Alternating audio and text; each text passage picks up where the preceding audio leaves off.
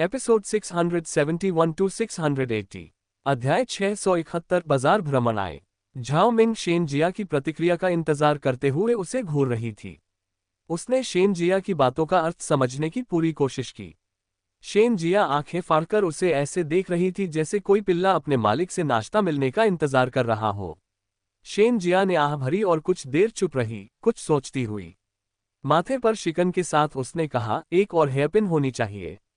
यह अभिशाप पीढ़ी दर पीढ़ी चला आ रहा है। ये सिर्फ तुम्हारा ही जन्म नहीं था जब तुम इस अभिशाप के प्रकोप का सामना कर रही थी। हर जन्म में तुम उस शापित हेयरपिन से सजी रही, इसलिए जैसे झाओ मिंग के पास तुम्हारे जन्म में है, वैसे ही इस जन्म में भी तुम्हारे पास होनी चाहिए। झाओ मिंग के दूसरे जन्म में जाने के बाद वह हेयरपिन गायब नहीं हो सकती। इस जन्म में भी एक और हेयरपिन होनी चाहिए जिसे तुम्हें ढूंढना होगा। इसे ढूंढने के बाद आप दोनों को इसे एक साथ जलाना होगा, और वह भी अपने अतीत की सभी घटनाओं और अपने श्राप के कारण को जानने के बाद। अपने पापों का प्रायश्चित और प्रार्थना करने के बाद आप दोनों शांति से रह सकते हैं और अपनी इच्छानुसार जीवन जी सकते हैं। शेन जिया झाओ मिंग को घूर रही थी, जो अपने मन में चीजों को सुझाने की कोशिश कर रही थी।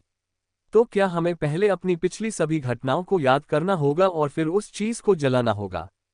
क्या हम सब कुछ जाने बिना ऐसा नहीं कर सकते? शेन जिया ने सिर हिलाते हुए कहा, अगर तुमने ऐसा किया तो तुम सिर्फ उस चीज को जलाओगे, श्राप को नहीं। श्राप तभी दूर हो सकता है जब तुम अपने पापों का प्रायश्चित करो और भविष्य की भलाई के लिए प्रार्थना करो। तुम्हें अपने पापों के लिए माफी मांगने से पहले उन्हें जानना होगा। झाओ मिंग ने सब कुछ सही समझने की उम्मीद में सिर हिलाया। हालांकि सब कुछ बहुत जटिल था, फिर भी उसके पास सहमत होने के अलावा कोई विकल्प नहीं था। तुम्हें उस रात की सच्चाई जानने की कोशिश करनी चाहिए जब झाओ मिंग तालाब में गिर गया था। शायद तुम्हें वो हेयरपिन भी मिल जाए। शेन जिया ने अपना कप उठाया और चाय की एक घूंट लेते हुए स्तब्ध झाओ मिंग को घूरने लगी। झाओ मिंग ने गहरी सांस ली और सिर हिलाया। उसे इन बचे हुए 2 महीनों में बहुत काम निपटाना है। सांस ... शेन जिया से मिलने के बाद वह सज धज कर बाहर जाने के लिए तैयार हो गई।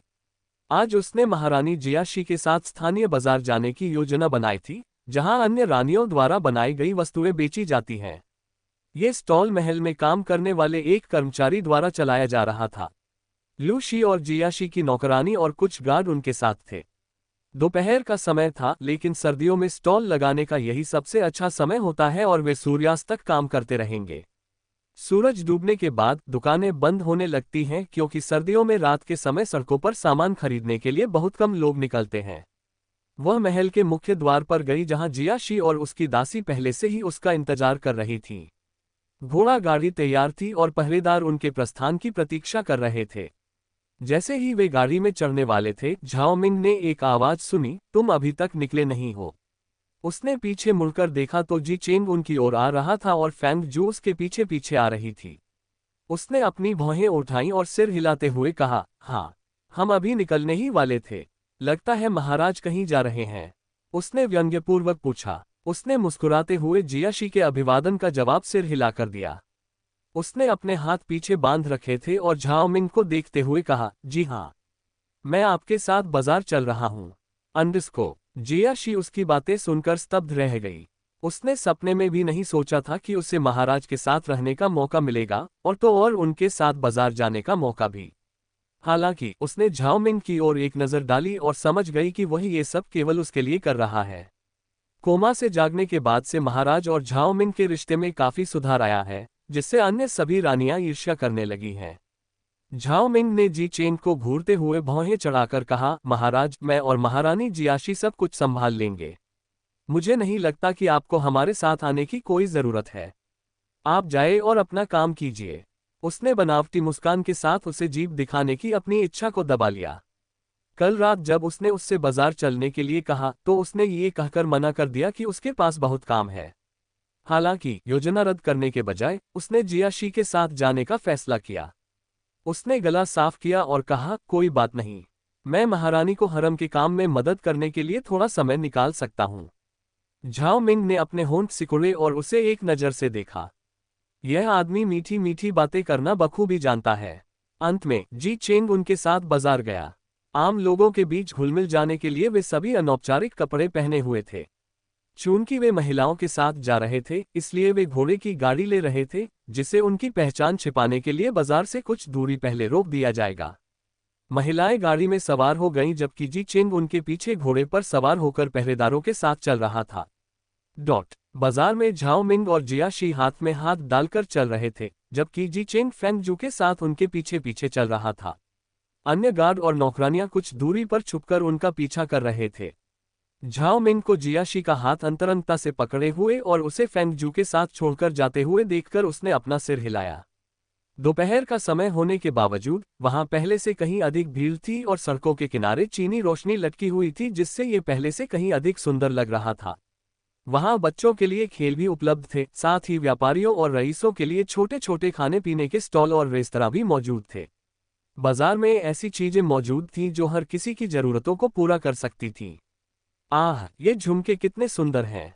कौन? जियाशी, क्या तुम इन्हें पहनकर देखना चाहोगी? ये तुम पर बहुत अच्छे लगेंगे। झाओ मिंग बाजार में एक दुकान पर रुका और जियाशी से कहा। क्योंकि यहाँ औपचारिक उपाधियों का प्रयोग नहीं किया जा सकता था, इसलिए उसने अपना नाम इस्तेमाल किया, जिससे जियाशी को आश्चर्य हुआ। जियाशी को उसकी बात समझने में कुछ सेकंड लगे, फिर उसने शर्माते हुए सिर हिलाया और झुमके पहनकर देखने लगी। अरे वाह, ये तो बहुत खूबसूरत लग रहे हैं। आंटी, हमें इनके 2 जोड़े दे दीजिए। आह जियाशी, चलो उधर चलते हैं। वे ब्रेस्ड पोर्क सीक बेच रहे हैं। ओह, मेरे मुंह में पानी आ रहा है। झाओ मिंग हर जगह रुक रहा था, ये भूलकर कि वे उनके स्टॉल का निरीक्षण करने आए थे। अध्याय 672 बाजार भ्रमण 2। जियाशी झाओ मिंग का दूसरा रूप देखकर हैरान रह गई। कोमा से जागने के बाद उसने उसे एक ऐसी मजबूत महिला के रूप में देखा जो महारानी डोवेजर शियाओली और उसके साथियों से निपट सकती थी। लेकिन बाजार में वह एक जिज्ञासु बच्चे की तरह थी जो हर चीज को देखना चाहती थी। वह हर स्टॉल को देखना चाहती थी और वहां बिकने वाली हर चीज का स्वाद लेना चाहती थी। भले ही महल में उन्हें इससे कहीं बेहतर खाना मिलता था, फिर भी वह सड़क किनारे मिलने वाले तैलीय और मसालेदार खाने को चखना चाहती थी।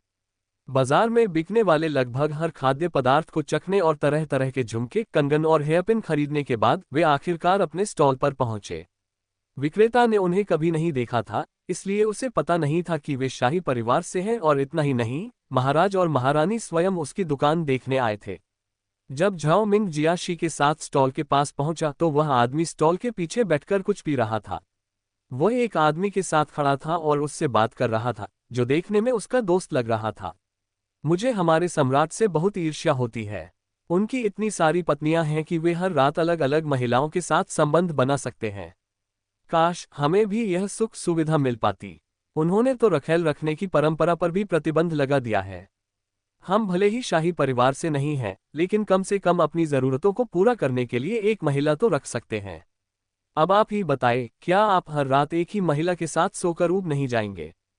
फूले हुए पेट वाले उस आदमी ने अपना पेट सहलाते हुए कहा। झाओ मिंग ने भौहें चढ़ाकर दुकान के सामने रुककर कोने में खड़े होकर उनकी बातचीत सुनी। उनके पीछे खड़े जी चेंग और फैंग जू भी वहीं खड़े होकर सारा दृश्य देख रहे थे। झाओ मिंग के चेहरे पर उसके अश्लील शब्दों को सुनकर शिकन आ गई। उसने जी चेंग को एक नजर देखा और अपने होंठ सिकोड़ लिए। इतने सारे सरोकार रखने से सम्राट इसी तरह का उदाहरण पेश करते हैं। हालांकि उन्होंने इस परंपरा पर प्रतिबंध लगा दिया है, फिर भी लोगों ने इसे पूरी तरह से स्वीकार नहीं किया है। यह महिलाओं की भलाई की दिशा में एक अच्छा कदम हो सकता है, लेकिन पुरुषों के लिए उनकी शक्ति छीन ली गई है। पत्नियों को रखने की परंपरा परिवार में अपनी शक्ति और दबदबा साबित करने का एक तरीका है। ये केवल महिलाओं के प्रति अत्याचार को बढ़ावा देती है और उन्हें यह विश्वास दिलाती है कि पुरुष के बिना उनका कोई जीवन नहीं है।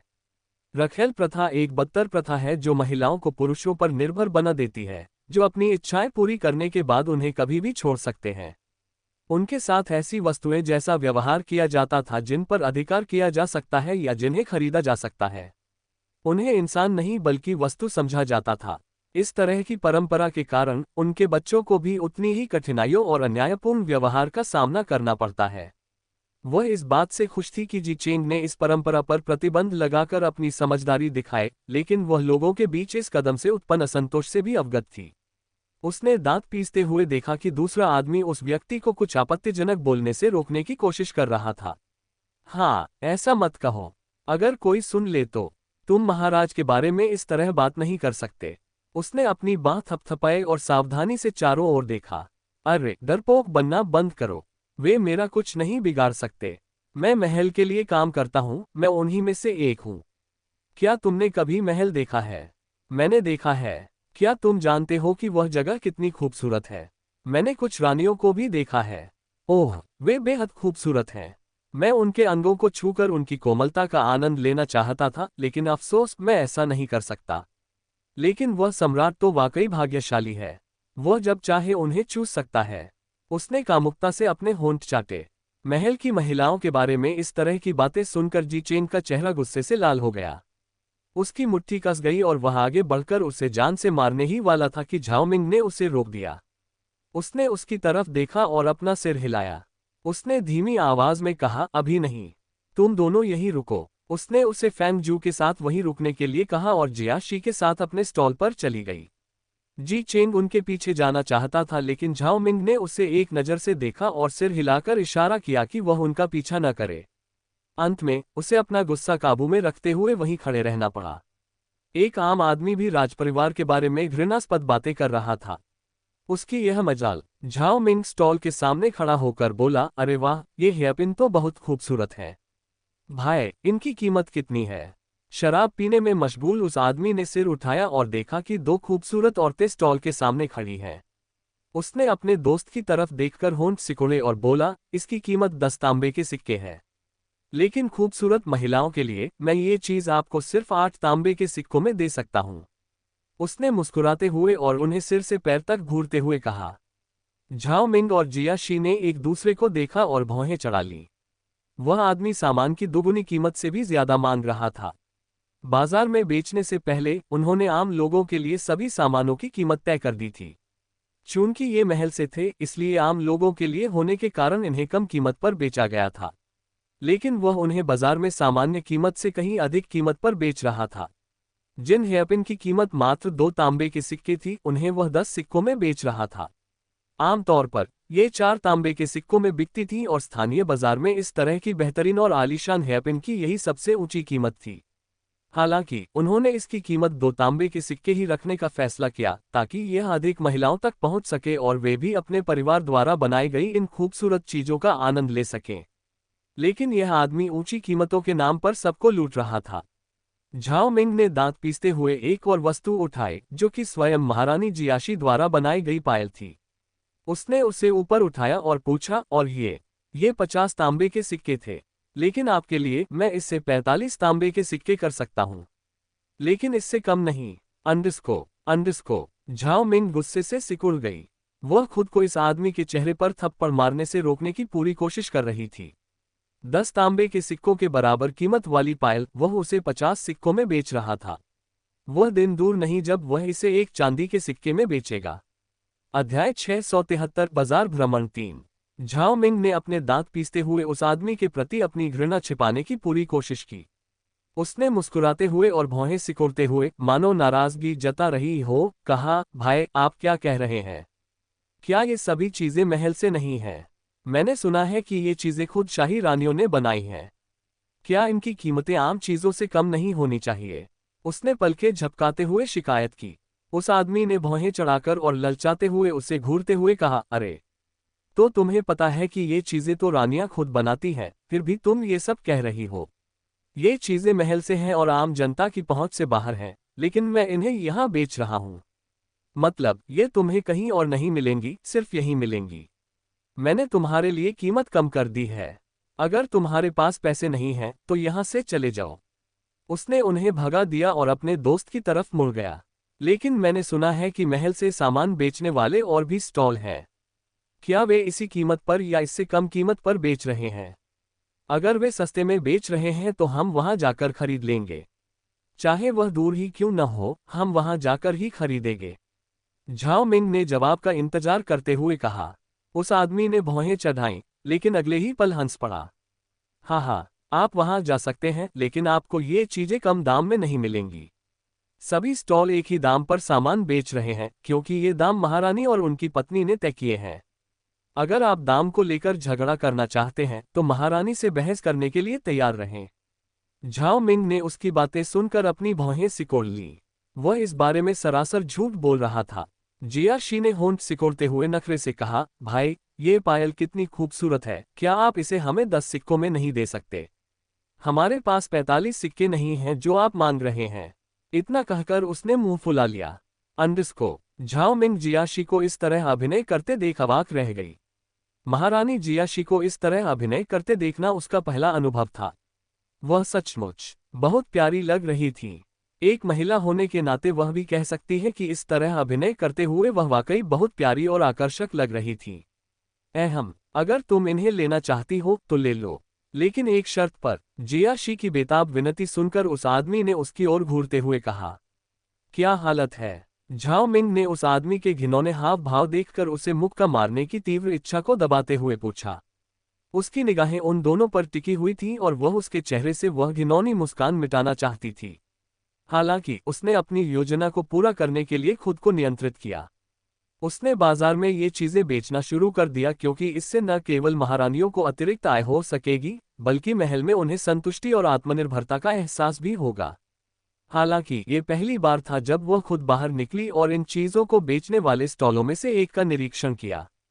उसे यह जानकर गहरा सदमा लगा कि लोग इसका फायदा उठा रहे हैं और ऊंची कीमतों पर सामान बेच रहे हैं, साथ ही महल की गलत छवि भी फैला रहे हैं। अगर तुम आज रात मेरी सेवा करने के लिए तैयार हो जाओ तो तुम इसे ले सकती हो। मैं तुम्हें 2 और चीजें मुफ्त में दे सकता हूँ। मैं हर किसी को इतना फायदेमंद सौदा नहीं देता, लेकिन तुम सच में बहुत सुंदर हो, इसलिए मैं तुम्हारे लिए अपवाद बना रहा हूँ। खासकर तुम्हारा फिगर तो एकदम परफेक्ट है। पता नहीं तुम कितनी कोमल हो। उस आदमी ने झाओ मिंग की ओर इशारा किया और उसे घृणा से घूर रहा था, तभी एक दर्दनाक चीख सुनाई दी। झाओ मिंग उस समय चौंक गया जब जी चेंग अचानक कहीं से आया और उस हटे कट्टे आदमी के चेहरे पर घूंसा मारा। वह स्टॉल के दूसरी तरफ गया और उसके पेट पर लात मारकर चिल्लाया, तुम्हारी हिम्मत कैसे हुई? मेरी महारानी के बारे में इतनी घिनौनी बातें कहने की तुम्हारी हिम्मत कैसे हुई? कमीने! जी चेंग ने उस आदमी को बेरहमी से घूंसे मारे जिससे वह जमीन पर गिर पड़ा और उसके होठों के कोने से खून बह रहा था। फैंग जू भी उस समय चौंक गया जब जी चेंग अचानक गाड़ी से उतरकर उस आदमी को पीटने चला गया। वह तुरंत उसके पीछे गया और उसे रोकने और उस आदमी को उसके हवाले करने की कोशिश की, लेकिन जी चेंग इतना क्रोधित था कि उसने फैंग जू की बात तक नहीं सुनी। उसने उस आदमी को तब तक घूंसे और लात मारे जब तक वह बेजान होकर मर नहीं गया। उसका दोस्त डर के मारे कोने पर खड़ा था। उसमें हिम्मत नहीं हुई कि वह बीच में आकर अपने दोस्त को बचाए। सम्राज्ञी, महारानी! वह स्तब्ध था और समझ नहीं पा रहा था कि यह आदमी कौन है जो अचानक कहीं से आया और अब उसके दोस्त को पीट रहा है।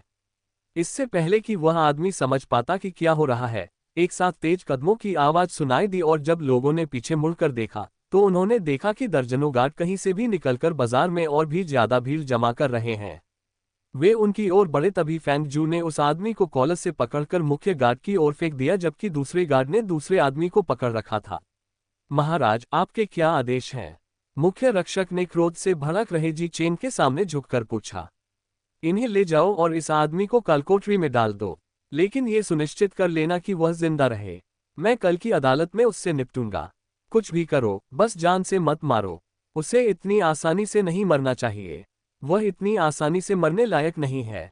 झाओ मिंग ने जी चेंग को घूर कर देखा और उसके खतरनाक और भयावह भाव देखकर कांप उठी। उसने उसे पहले कभी इतना गुस्से में नहीं देखा था। वह पहले से कहीं ज्यादा गुस्से में था। मुख्य रक्षक ने झुककर उन 2 आदमियों और कुछ अन्य रक्षकों के साथ उस क्षेत्र से प्रस्थान किया, जबकि अन्य लोग सम्राट और महारानी को महल तक वापस ले जाने के लिए वहीं रुक गए। झाओ मिंग वहीं अवाक खड़ी रही और बुदबुदाए, कालकोठरी। उसने कालकोठरी के बारे में सिर्फ कहानियों में ही सुना था और पिछली बार उसने हाओमेई और यू कांग को इतनी कड़ी सजा नहीं दी थी, इसलिए उसने मान लिया कि यहाँ ऐसी कोई जगह नहीं है। हालांकि एक कारावास कक्ष है जिसे उसने एक बार देखा था, लेकिन वह इतना डरावना नहीं था और काफी हद तक उसके समय की जेलों जैसा था जिन्हें उसने टीवी पर देखा था। लेकिन लगता है कि वह गलत थी। जी चेंग ने पीछे मुड़कर देखा तो झाओ मिंग वहां स्तब्ध खड़ी थी और वह थोड़ा चौंक गया। वह उसके पास गया और उसे गले लगा लिया। झाओ मिंग चौंक गई जब उसने अचानक सबके सामने उसे गले लगा लिया। शारीरिक संपर्क के मामले में ये दुनिया इतनी खुली सोच वाली नहीं है, लेकिन उसे सबकी निगाहों की परवाह नहीं थी। सब उन्हें घूर रहे थे, लेकिन इस समय उसका ध्यान सिर्फ उस पर था। महामहिम, तुम डरे हुए होगे, है ना? मुझे खेद है कि मैंने तुम्हें इतनी घिनौनी बातें सुनने दी। तुम्हें भविष्य में ऐसा करने की जरूरत नहीं है। इसके लिए बहुत सारे नौकर और पहरेदार हैं, कोई भी यह काम कर सकता है। तुम चुप रहो, मैं ठीक हूँ, मुझे डर नहीं है। तुम्हारी महारानी इतनी कमजोर नहीं है कि इन कुछ घटनाओं से डर जाए। इसके अलावा मुझे पता है कि तुम हम पर नजर रख रहे हो। हमें कुछ हो कैसे सकता है?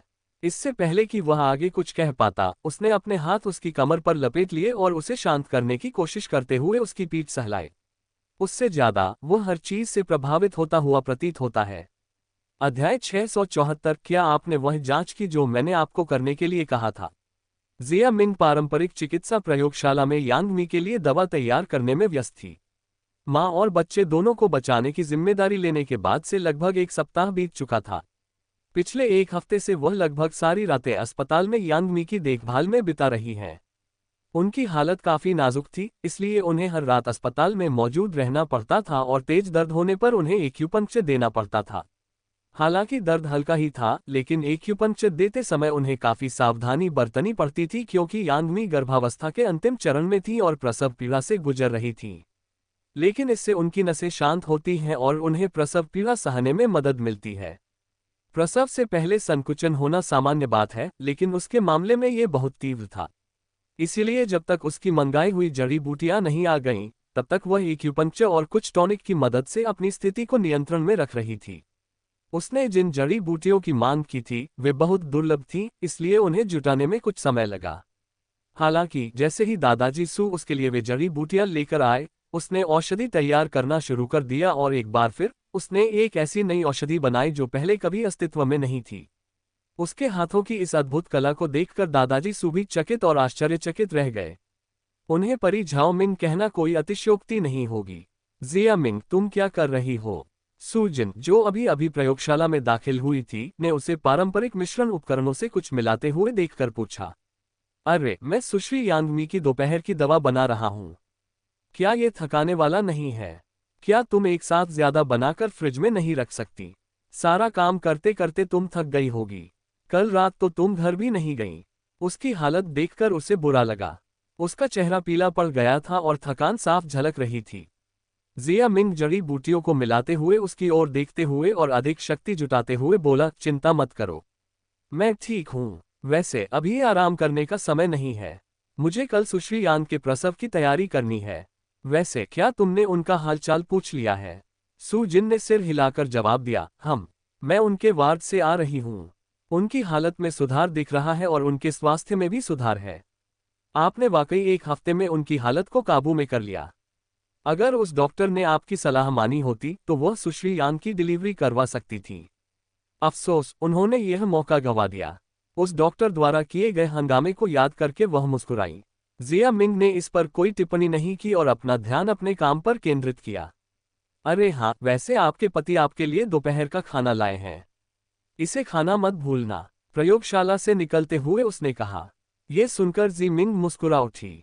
जब से वह यहाँ रहने लगी है और रात की शिफ्ट में काम करने लगी है, लीवेई हमेशा सुबह उसके लिए खाने के साथ कपड़े भी लाती है।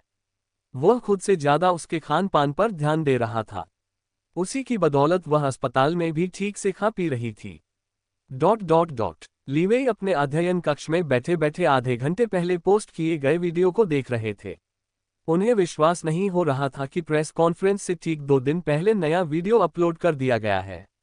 भले ही इस बार कोई और व्यक्ति शामिल हो, लेकिन अब उसे यकीन हो गया था कि कोई जानबूझकर ऐसा कर रहा है। एक हफ्ते के अंदर 2 वीडियो, यह महज संयोग नहीं हो सकता। इस बार वीडियो में शी मिंग अस्पताल में उस व्यक्ति से अपने बच्चे के साथ किए जा रहे व्यवहार को लेकर बहस कर रहे थे। हालांकि वीडियो बहुत छोटा था और संपादन के तरीके से शी मिंग एक अहंकारी व्यक्ति की तरह लग रहे थे जो अपने बेटे की शिक्षा के तरीके को लेकर उस व्यक्ति को दोषी ठहरा रहे थे। वीडियो में लोगों को फुसफुसाते हुए देखा जा सकता है कि कभी कभी बच्चों को शिक्षित करने के लिए बल का प्रयोग करना आवश्यक होता है और उसे इस तरह दूसरों के मामलों में हस्तक्षेप करने का कोई अधिकार नहीं है। वीडियो में लड़का जोर जोर से रो रहा था, इसलिए उन्होंने अनुमान लगाया कि यह उसकी वजह से था और वह उसके व्यवहार से डरा हुआ था। इतने कम समय में ही पोस्ट पर टिप्पणियों की बाढ़ आ गई। जिया मिंग बहुत दखलंदाजी करती है। उसे किसी और को अपने बच्चे की परवरिश के तरीके सिखाने का क्या हक है? जब मैं बच्ची थी मुझे कई बार थप्पड़ पड़े थे। क्या मुझे अपने माता पिता पर बाल शोषण का आरोप लगाना चाहिए? नहीं, है ना? हर किसी को कभी न कभी अपने माता पिता से थप्पड़ या मार पड़ती है। क्या ये कोई मुद्दा बनाने वाली बात है? ये तो हास्यास्पद है। क्या उसने अभी अभी कहा कि बच्चा ऑटिस्टिक है? क्या उसे पता भी है कि ऑटिज्म का मतलब क्या होता है? मुझे तो वह लड़का बिल्कुल ठीक लग रहा है और उसके हिंसक व्यवहार से डरने के अलावा मुझे उसमें कुछ भी गलत नहीं दिख रहा। क्या वो डॉक्टर का रोल पाने की कोशिश कर रही है या फिर दूसरों के मामलों में दखल दे रही है? उफ, आजकल की अभिनेत्रियां एक रोल के लिए भी हद से ज्यादा गिर जाती हैं। क्या उसने ये नहीं कहा था कि उसका पति जिनलिवेई है? हालांकि मुझे नहीं लगता कि ये सच है। मुझे पूरा यकीन है कि मंगलवार को प्रेस कॉन्फ्रेंस में वो सच का खुलासा करेगा। हाँ हाँ, मजा आएगा। मैं अपना पॉपकॉर्न का डिब्बा तैयार कर लेती हूँ। लीवेई अपने लैपटॉप की स्क्रीन को घूरता रहा और जबड़े को भींचते हुए अपनी मुट्ठियों को कसकर भींच लिया। उसने अपना फोन उठाया और शियाओ जून का नंबर डायल किया। हो, प्रिंस लीवेई ने आखिरकार मुझे फोन किया। हाँ हाँ। कॉल कनेक्ट होते ही उसे दूसरी तरफ से एक व्यंग्यात्मक आवाज सुनाई दी। लीवेई ने गहरी सांस ली और अपने गुस्से पर काबू पाया। उसने पूछा, क्या तुमने वह सब जांचा जो मैंने तुम्हें करने को कहा था? जियाओ जून, जो पहले मजाकिया मूड में था, अचानक गंभीर हो गया और बोला, मैंने किया। और मुझे एक बहुत ही दिलचस्प चीज मिली। मुझे पता ही नहीं था कि इस दुनिया में इतने सारे ताक झांक करने वाले लोग हैं। वह हंसते हुए बोला, मैं इसे तुम्हें भेज रहा हूं। तुम इसे देख लो और अगर तुम्हें सही लगे तो इस्तेमाल कर लो। ये कहते हुए उसने जो कुछ पता लगाया था वह लीवेई को भेज दिया। लीवेई ने गुनगुनाया और फोन रखने ही वाला था कि तभी उसने सुना, रुको। क्या? उसने अधीरता से पूछा। जियाओ जून ने उसकी आवाज सुनकर भौहें चढ़ा लीं और उसे यह कहकर डांटना चाहा कि उसने उसकी मदद तो की, लेकिन वह उसे एक चिड़चिड़े इंसान की तरह समझ रहा था। उसने गहरी सांस ली और पूछा, तुम दोनों एक दूसरे से प्यार कैसे करने लगे जबकि पहले तुम दोनों एक दूसरे से बेहद नफरत करते थे? लिवी रुका और रुचि से अपनी भौहें उठाईं। उसके होठों पर हल्की सी मुस्कान आ गई जब उसे याद आया कि जीमिन के पूल में गिरने और फिर कोमा से जागने के बाद से सब कुछ कैसे बदल गया था। अगर यह पहले की बात होती तो वह कहता कि उस घटना के बाद वह बहुत बदल गई थी, लेकिन अब वह जानता था कि न केवल उसका व्यक्तित्व बदला, बल्कि वह पूरी तरह से बदल गई थी। उनके रिश्ते में 180 डिग्री का बदलाव आ गया था क्योंकि शीमिंग अब पहले जैसी शीमिंग नहीं रही थी। उसने गला साफ करते हुए पूछा, तुम ये क्यों पूछ रहे हो? बाय शियुरेन को इम्प्रेस करने के लिए? वह हंस पड़ा, जिससे शियाओ जून चौंक गया। तुम्हें ये कैसे पता चला? उसकी आंखें हैरानी से चौड़ी हो गईं, हालांकि अगले ही पल जब उसने उसे हंसते हुए सुना तो उसे अपने किए पर पछतावा हुआ। यह इतना मुश्किल नहीं है। जिस तरह से तुम उसे देखते हो वह बहुत स्पष्ट है। शियाओ जून ने उसकी बातें सुनते हुए अपनी भौहें सिकुड़ी और सिर हिलाया। ये स्पष्ट है, लेकिन फिर भी वह उसकी भावनाओं पर ध्यान नहीं देती। तो मेरा मतलब यह है कि इतना स्पष्ट होना बंद करो। बाय शियुरेन मेरे शीमिंग के विपरीत मजबूत और निर्मम है। इसलिए कुत्ते की तरह उसके पीछे भागने के बजाय एक मर्द बनो और उसे साबित करो कि तुम कमजोर नहीं हो। लेकिन अगर मैंने ऐसा किया तो क्या वह मुझसे दूर नहीं हो जाएगी? उसने उलझन में पूछा। क्या अब तुम उसके करीब हो? नहीं, है ना? तो उसके लिए बेवजह उपलब्ध रहना बंद करो। उसने तुम्हें इतना हल्के में ले लिया है कि वो तुम्हें एक मर्द के रूप में देखती तक नहीं। तुम्हें बस उसे ये दिखाना है कि तुम एक टॉप आईटी बिजनेसमैन हो, सिर्फ एक शियाओ जून नहीं। उसे अपनी अहमियत का एहसास कराओ यार। समझ में आया? लीवेई ने अपने लैपटॉप पर भेजी गई फाइल की जांच करते हुए पूछा। शियाओ जून ने अपने होंठ सिकुड़े और सिर हिलाया, उसकी बातों में कुछ अर्थ झलक रहा था। लीवेई उसके जवाब का इंतजार कर ही रहा था कि दूसरी तरफ से फोन कट गया। अंडरस्को। जब उस बचकाने शियाओ जून ने फोन काट दिया तो लीवेई ने गुस्से से दांत पीस लिए। वह उससे बदला लेने की कोशिश कर रहा था। उसने उसे अपशब्द कहने की अपनी इच्छा को नियंत्रित किया। उसने गहरी सांस ली और उसके द्वारा भेजी गई सामग्री पर ध्यान केंद्रित किया। अध्याय 675। मुझे तुम्हारी याद आ रही थी। अगले दिन जी मिंग और यांगमी के पिछले डॉक्टर के सहायक डॉक्टर यांगमी के प्रसव की तैयारी कर रहे थे। जब यांगमी अस्पताल पहुंची तो उसकी हालत गंभीर थी। हालांकि जिमिंग ने प्रसव को एक सप्ताह के लिए टाल दिया ताकि यांगमी का शरीर इस दर्दनाक प्रसव को सहने के लिए पर्याप्त रूप से मजबूत हो सके। हालांकि उनकी देखभाल और उपचार के चलते उनका शरीर प्रसव के लिए पर्याप्त रूप से तैयार हो गया। असहनीय दर्द के बावजूद अपने बच्चे को जल्द देखने की आशा उन्हें हर पल और मजबूत बना रही थी। यांग मी को प्रसव कक्ष में ले जाया गया, जहां सहायक डॉक्टर और नर्सें भी शीमिंग के साथ थीं। चूंकि वे पिछले सप्ताह से शीमिंग की सहायता कर रहे थे, इसलिए उन्होंने प्रसव के दौरान भी साथ रहने की जिद की। जिया मिंग की जादुई दवाइयों और एक्यूपंक्चर से यांग मी की हालत में आए जबरदस्त सुधार को देखकर वे सब हैरान रह गए। इसी वजह से उन्होंने जिया मिंग को एक डॉक्टर के तौर पर सम्मान देना शुरू कर दिया। इतनी कम उम्र में ही अस्पताल के सबसे अनुभवी और बड़े बड़े डॉक्टर भी उनका सम्मान करते थे। प्रसव कक्ष के बाहर यांग मी के पति ओल्ड लू फैंग, सू जिन और ली वेई सभी इंतजार कर रहे थे। गलियारा भीड़भाड़ वाला लग रहा था क्योंकि सभी लोग वहीं खड़े थे, जबकि लू डोन घबराहट में इधर उधर टहल रहा था। कमरे से दर्द भरी चीखें और विलाप सुनाई दे रहे थे। लू डोन कांप रहा था, लेकिन उसका भाई, जो आज सुबह अपनी पत्नी के साथ यात्रा से लौटा था, ने उसके कंधे पर हाथ रखकर उसे शांत होने के लिए कहा। कमरे में यांग मी प्रसव मेज पर लेटी हुई थी और जोर जोर से चीख रही थी। वह पसीने से तरबतर थी और रोने के कारण उसके आंसू सूख चुके थे। उसके बगल में बैठी नज उसका पसीना पोंछ रही थी और उसे शांत करने के लिए कुछ हौसला बढ़ाने वाले शब्द कह रही थी। उसके पैर आधे मुड़े हुए थे और अलग अलग फैले हुए थे, और वह नीले रंग के अस्पताल के कपड़े से ढकी हुई थी। शीमिंग कपड़े के नीचे थी और बच्चे की स्थिति पर नजर रख रही थी। अचानक वह कपड़े से बाहर निकली और यांग मी की ओर देखकर बोली, मैंने बच्चे का सिर देख लिया है। यांग मैडम, आपको जोर लगाना होगा और जोर से धक्का दीजिए। बच्चा बाहर आ रहा है। यांग मी, जो बेहोश होने की कगार पर थी, शीमिंग के शब्द सुनकर होश में आ गई।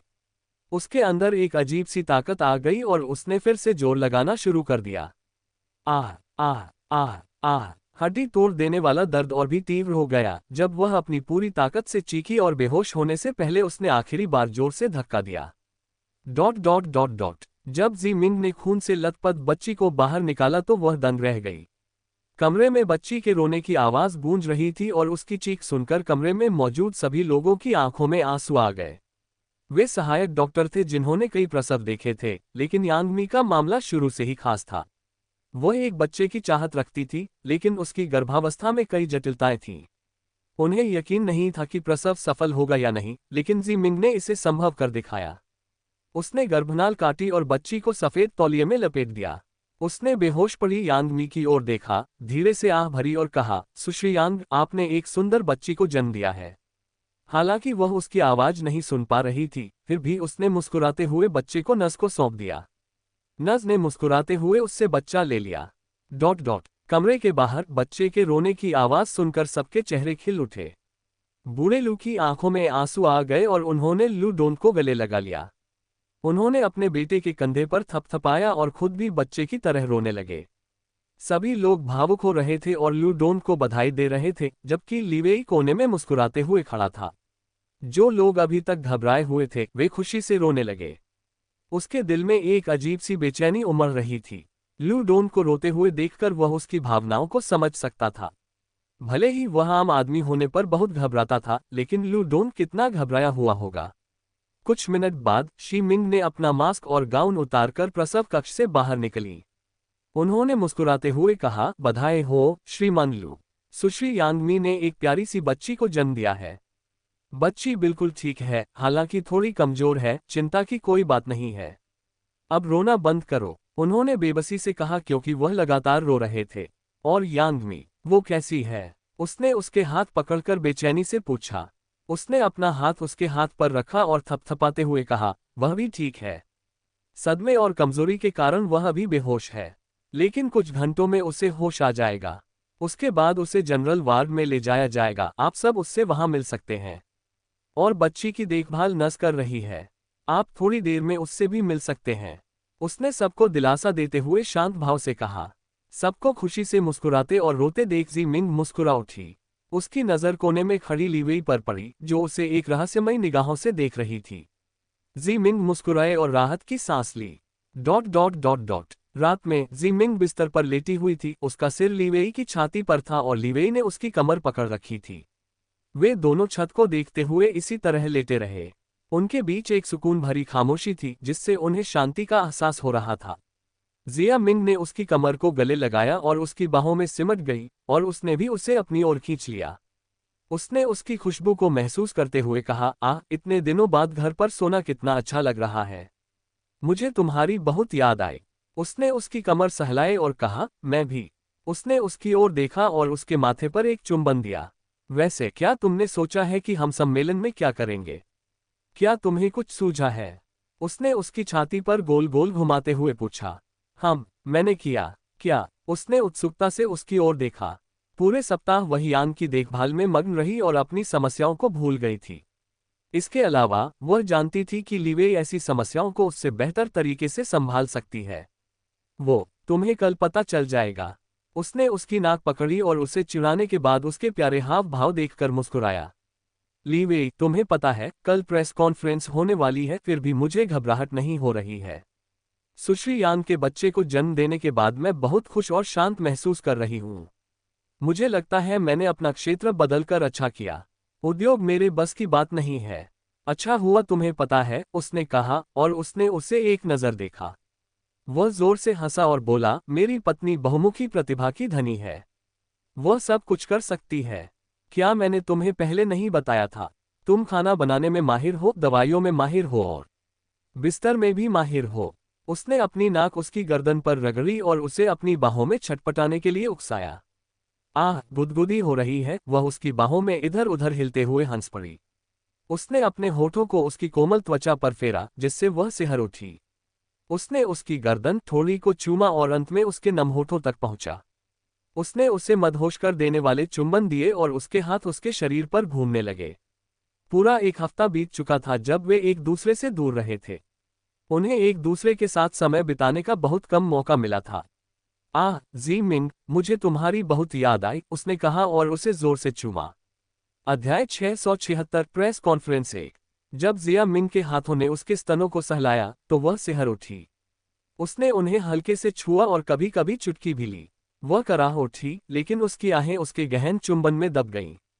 जब उसकी जीभें उसकी जीभों से खेल रही थीं और वह चुंबन पर हावी हो रहा था, तो उसे लगा जैसे उसका दिमाग धुंधला हो रहा है।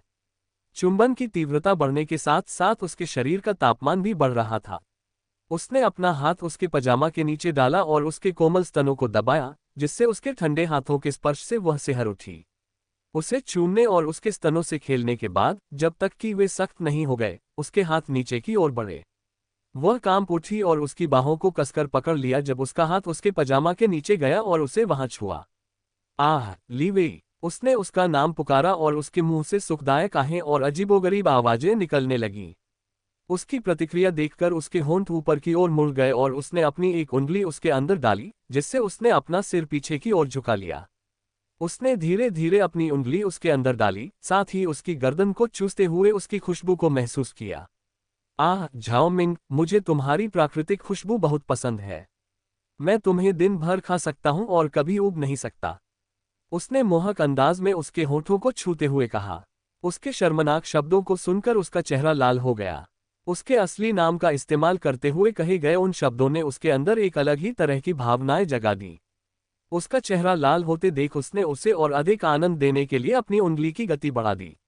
जब उसने देखा कि वह चरम सुख के करीब पहुंच रही है, तो उसने दो उंगलियों का एक साथ प्रयोग करते हुए गति और बढ़ा दी, जिससे वह कांप उठी और जोर जोर से हौंफते हुए बिस्तर पर गिर पड़ी, क्योंकि उस तीव्र बिजली के झटके से उसका शरीर कांप रहा था। वह असली काम शुरू करने ही वाला था, लेकिन जब उसने उसका चेहरा देखा तो उसके चेहरे के भाव उतर गए।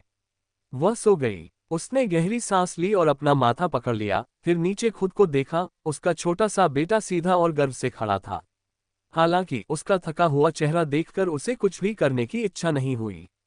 पिछले हफ्ते उसने बहुत मेहनत की है और उसे आराम करने का पूरा हक है। उसने आह भरी और उसे साफ करने और सोने देने के लिए तौलिया लेने चला गया। उसे साफ करने के बाद उसने भी स्नान किया और उसके बगल में लेटकर सो गया। उसने उसे अपने करीब खींचा और देखते ही देखते सो गया। सुबह उसे बहुत सारे काम करने हैं। ऊर्जा बचाकर सोना ही बेहतर है। अगले दिन वे तैयार हुए और नाश्ता करने के बाद ग्लोबल एंटरटेनमेंट में आयोजित प्रेस कॉन्फ्रेंस के लिए रवाना हो गए। जिया मिंग को लीवेई की योजनाओं के बारे में कोई जानकारी नहीं थी, लेकिन वह जानती थी कि सब कुछ ठीक हो जाएगा। प्रेस कॉन्फ्रेंस कंपनी के पीछे स्थित छोटे सभागार के खुले क्षेत्र में आयोजित की गई थी। वहां एक मंच था जिस पर मध्य में एक लंबी मेज रखी थी और उसके पीछे कुर्सियां लगी थीं। मंच पर एक बड़ी स्क्रीन और स्पीकर लगे थे और मेजबान के लिए एक माइक पोडियम भी था। मंच के नीचे पत्रकारों के लिए कुर्सियां लगाई गई थीं। प्रेस कॉन्फ्रेंस के लिए बुलाए गए सभी पत्रकार लोकप्रिय मीडिया संस्थानों के प्रभावशाली और नामी पत्रकार थे, जिनका मनोरंजन जगत में काफी दबदबा है। साथ ही कुछ व्यावसायिक पत्रकार भी मौजूद थे, क्योंकि यह प्रेस कॉन्फ्रेंस लीवेई से भी संबंधित थी। वह व्यापार जगत में एक बड़ी हस्ती थे और व्यावसायिक पत्रकारों ने ऐसी अफवाहों को नजरअंदाज करने का कोई मौका नहीं छोड़ा। कुछ समय बाद पत्रकार पहुंचे और पूरा इलाका पत्रकारों से भर गया, जो इस प्रेस कॉन्फ्रेंस के एजेंडे पर चर्चा करने में व्यस्त थे। सुबह के 10 बजते ही मेजबान ने सम्मेलन शुरू किया, सभी को अपनी अपनी सीटों पर बैठने के लिए कहा और अपना संक्षिप्त भाषण शुरू किया। सम्मेलन की मेजबानी तांग नियान के अधीन काम करने वाले शियाओ यान कर रहे थे। उसके बाद उन्होंने सभी को मंच पर बुलाया। तांग नियान, शीमिंग और लीवेई के साथ मंच पर आईं। तांग नियान आगे बढ़ रही थी जबकि शीमिंग ने लीवेई का हाथ पकड़ रखा था और वे दोनों साथ साथ मंच पर चढ़ गईं। जिया मिंग थोड़ी घबराई हुई थी, क्योंकि वह पहली बार किसी घोटाले पर इतने बड़े स्तर की प्रेस कॉन्फ्रेंस कर रही थी। लीवेई ने उसके हाव भाव देखे और उसके हाथ पर थपथपाया, जो उसने लीवेई की बाह पर पकड़ा हुआ था। ये देखकर कैमरामैन उत्साहित हो गए और उन्होंने तस्वीरें लेना शुरू कर दिया। तांग नियान कोने में बैठी थी जबकि लीवेई ने शीमिंग के बैठने के लिए बीच वाली कुर्सी खींची और वह उसके बगल में बैठ गया। अपने बगल में 3 और कुर्सियां देखकर जिया किंग ने भौहें चढ़ाईं। उसे आश्चर्य हुआ कि क्या कोई और भी उनके साथ बैठने वाला है। एक कुर्सी शायद जियाओ जून के लिए हो, लेकिन बाकी कुर्सियां किसके लिए थीं? शियाओ जून के बोलने के बाद तांग नियान खड़ी हुई और माइक पोडियम की ओर चली गईं। उन्होंने पत्रकारों की ओर बिना कोई भाव दिखाए देखा और बोलना शुरू किया। मुझे पता है कि आप लोग ये जानने के लिए उत्सुक होंगे कि हमने ये प्रेस कॉन्फ्रेंस क्यों बुलाई है, क्योंकि हमने अभी तक एजेंडा नहीं बताया है। तो चलिए मैं आपको बताता हूं कि आज की कॉन्फ्रेंस में हम किन विषयों पर चर्चा करने वाले हैं। रिपोर्टर सतर्क हो गए और उनकी बातों को ध्यान से सुनने लगे। चूंकि उन्हें प्रेस कॉन्फ्रेंस का एजेंडा पहले से नहीं बताया गया था, इसलिए उन्हें नवीनतम घोटालों से संबंधित हर तरह के प्रश्न तैयार करने पड़े। इस प्रेस कॉन्फ्रेंस में हम शीमिंग और उनकी योजनाओं से जुड़े घोटालों पर चर्चा करेंगे। अगर आपके कोई सवाल हैं तो आप हाथ उठाकर पूछ सकते हैं। उन्होंने पेशेवर मुस्कान के साथ उनकी ओर देखते हुए कहा। उन्होंने मुख्य एजेंडा नहीं बताया क्योंकि वह इसे सभी से गुप्त रखना चाहती थीं। प्रेस कॉन्फ्रेंस का सीधा प्रसारण होने के कारण पत्रकारों के साथ साथ हजारों लोग इसे लाइव देख रहे हैं। अब पत्रकार बेझिझक सवाल पूछ सकते हैं और आपके सवालों के जवाब एक एक करके दिए जाएंगे। ये घोषणा करने से पहले उन्होंने शीमिंग की ओर एक नज़र डाली। जैसे ही उसने ये कहा, पत्रकार उत्साहित और बेचैन हो गए। उन्होंने बिना हाथ उठाए ही सवाल पूछना शुरू कर दिया, लेकिन तांग नियान ने ऐसा दिखाया जैसे उसने उनकी बात सुनी ही न हो। अंत में उन्हें भी हाथ उठाना पड़ा और सवाल पूछने के लिए चुने जाने का इंतजार करना पड़ा। ये देखकर तांग नियान मुस्कुराए और बोली, नीले रंग की ड्रेस वाली महिला, बाईं ओर से आखिरी वाली। आप सवाल पूछ सकती हैं। उसने उस महिला पत्रकार की ओर इशारा करते हुए ये कहा। रिपोर्टर को आश्चर्य हुआ कि रिपोर्टर ने उसे सबसे पहले क्यों चुना, जबकि वह सबसे पीछे और कोने में बैठी थी। वह सोच रही थी कि रिपोर्टर ने उसे ही क्यों चुना। सभी रिपोर्टर उत्सुकता से उसकी ओर देखने लगे और उसके किसी सवाल का इंतजार करने लगे। उन्होंने स्टाफ से माइक लेकर कहा, श्रीमान जिन, मेरा सवाल आपसे है। क्या आप और शीमिंग सचमुच शादीशुदा हैं, जैसा कि उन्होंने एक इंटरव्यू में कहा था? अगर हाँ, तो उनके इस अचानक कबूलनामे के बारे में आपके क्या विचार हैं? अन्य पत्रकार उत्साहित हो गए और लीवेई की ओर मुड़ गए। हर कोई इस विषय पर उनकी प्रतिक्रिया का इंतजार कर रहा था। कुछ लोग शीमिंग को शर्मिंदा होते देखना चाहते थे, जबकि कुछ लोग उम्मीद कर रहे थे कि उनकी प्रेम कहानियों का अंत न हो। अध्याय 677 प्रेस कॉन्फ्रेंस 2। सभी पत्रकार जिन लीवेई की ओर मुड़ गए और उनकी प्रतिक्रिया का इंतजार करने लगे। शीमिंग द्वारा उनकी शादी के बारे में खुलासा करने के बाद से हर कोई उनसे इस मामले पर बात करने की उम्मीद कर रहा था। लीवेई ने लापरवाही से माइक उठाया और शीमिंग की ओर देखते हुए बोला, फिल्म के प्रीमियर के दौरान शीमिंग ने जो इंटरव्यू दिया था, उसके बारे में मेरा क्या ख्याल है? एक पत्नी अपने पति का परिचय दे रही है, क्या ये गलत है? माइक पकड़े हुए वह आलस से पीछे झुक गया। उसने अपने पैर क्रॉस किए और रिपोर्टर की ओर ऐसे देखा जैसे वह उसके सवाल से हैरान हो। रिपोर्टर थोड़ी हैरान रह गई और हिचकिचाते हुए पूछा, तो आप कह रहे हैं कि आप और शीमिंग? हाँ, हम शादीशुदा हैं।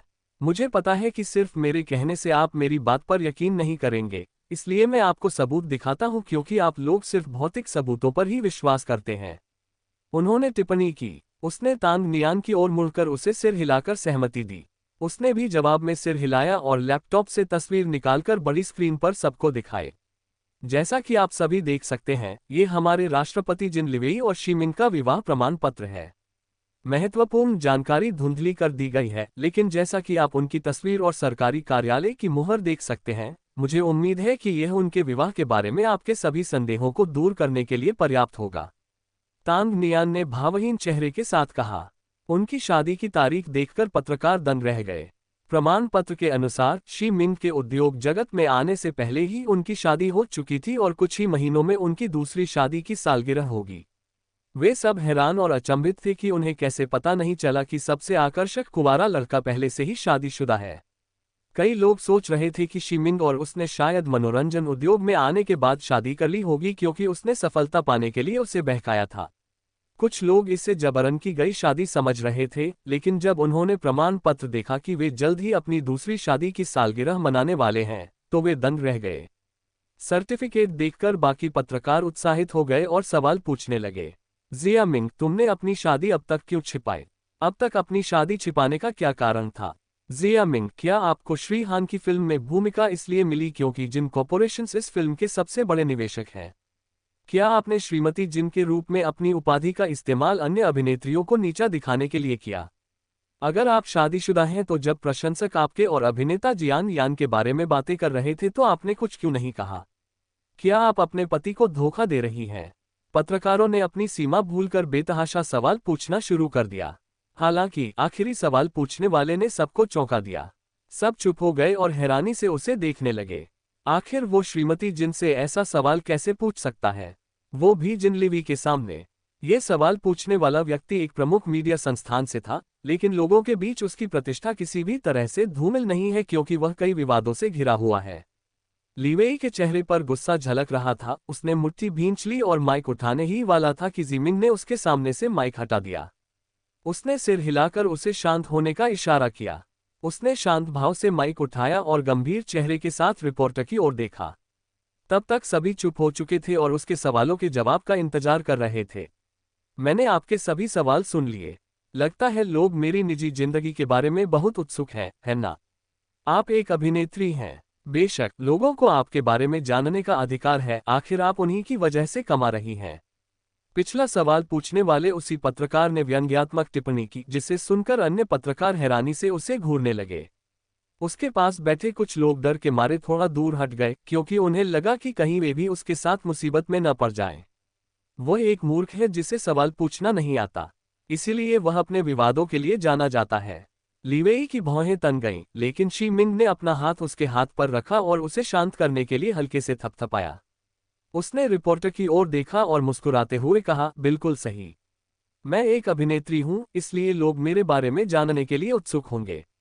लेकिन लोगों को मेरी निजी जिंदगी के बारे में जानने का कोई अधिकार नहीं है। ऐसी निजी बातें सार्वजनिक करना या न करना मेरा निजी विवेक है। और हाँ, मैं जो भी कमा रही हूँ वो मेरे काम से ही कमा रही हूँ। ये सच है कि मेरे प्रशंसकों के बिना मैं कुछ भी नहीं हूँ, लेकिन सिर्फ इस उद्योग में काम करने का मतलब ये नहीं कि मुझे अपना स्वाभिमान या अधिकार नहीं है।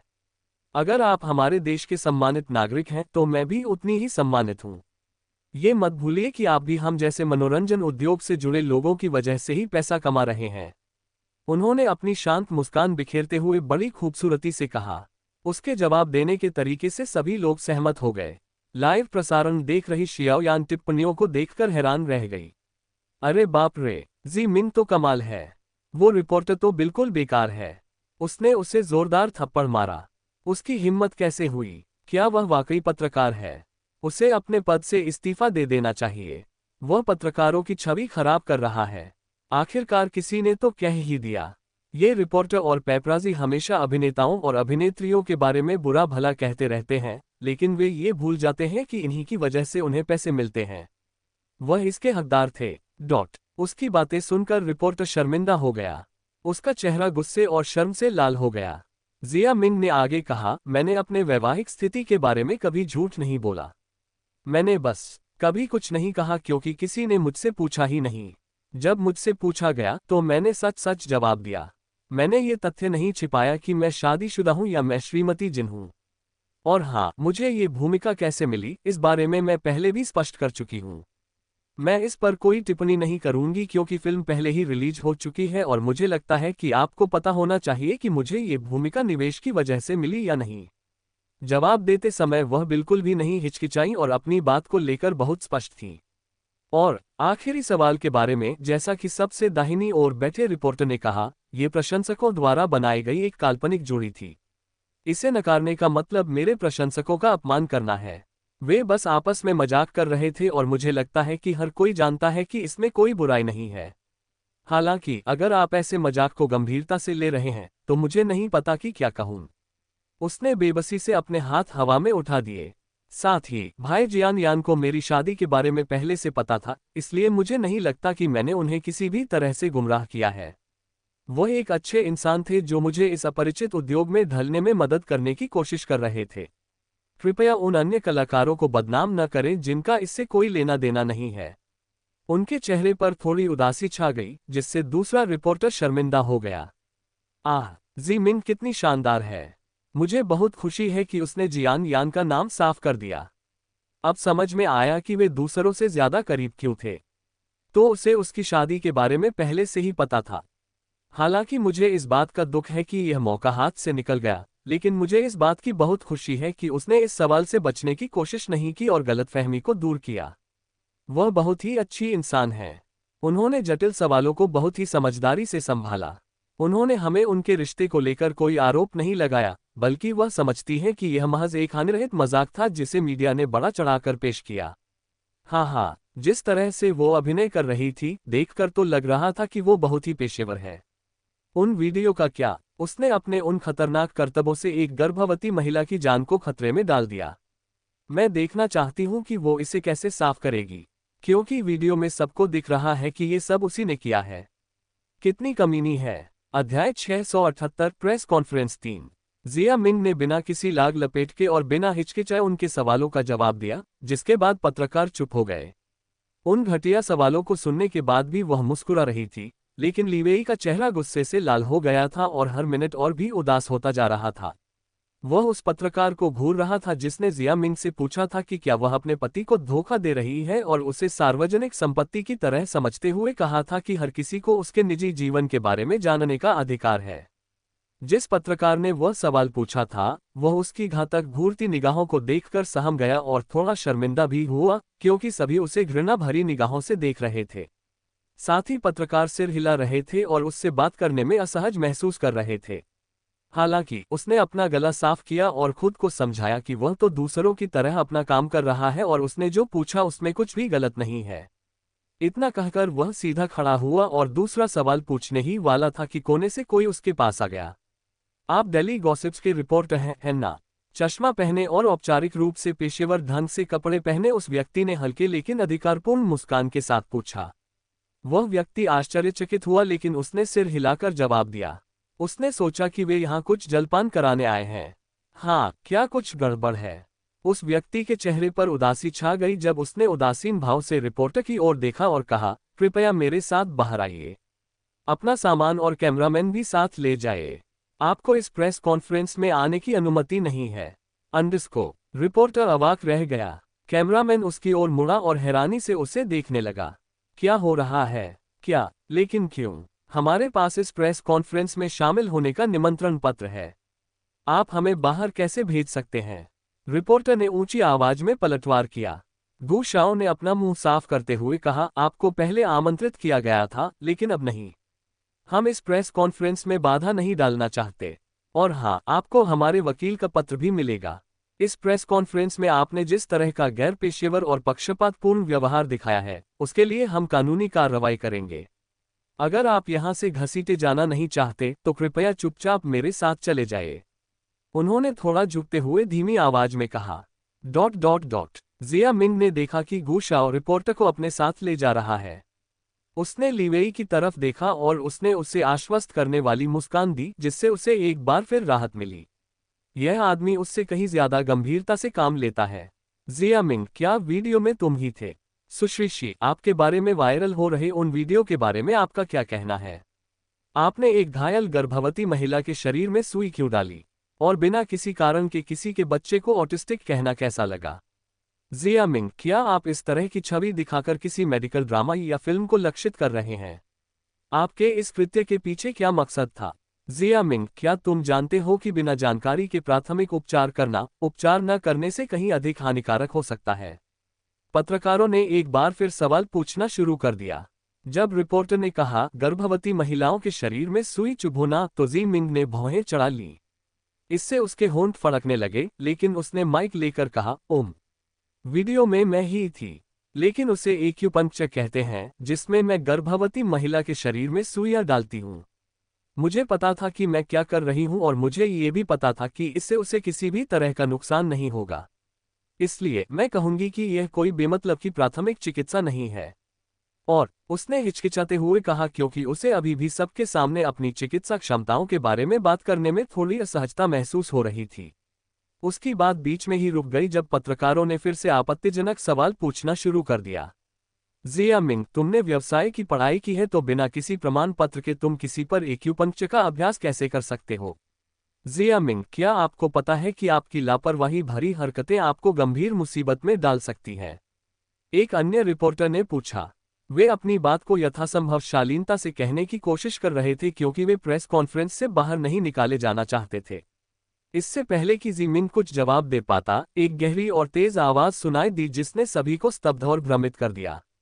किसने कहा कि उसके कृत्य निरर्थक थे?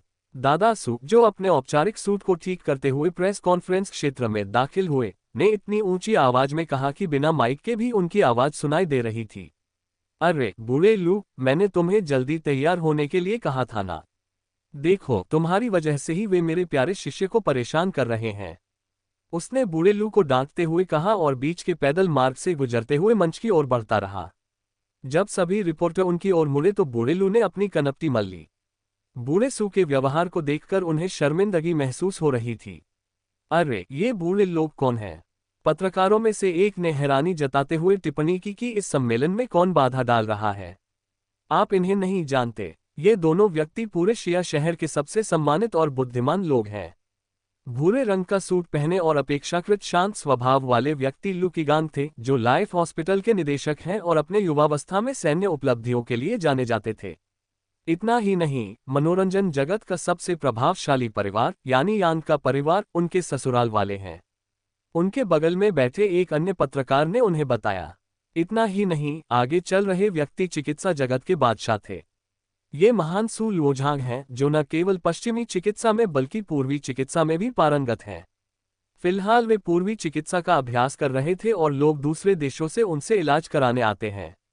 वे इतने बड़े नाम हैं, दूसरे रिपोर्टर ने धीमी आवाज में बताया। हालांकि सबके मन में यही सवाल था कि ये दो ताकतवर बुजुर्ग इस प्रेस कॉन्फ्रेंस में क्यों आए। मनोरंजन जगत की गपशप से इनका कोई लेना देना तो नहीं था, है ना?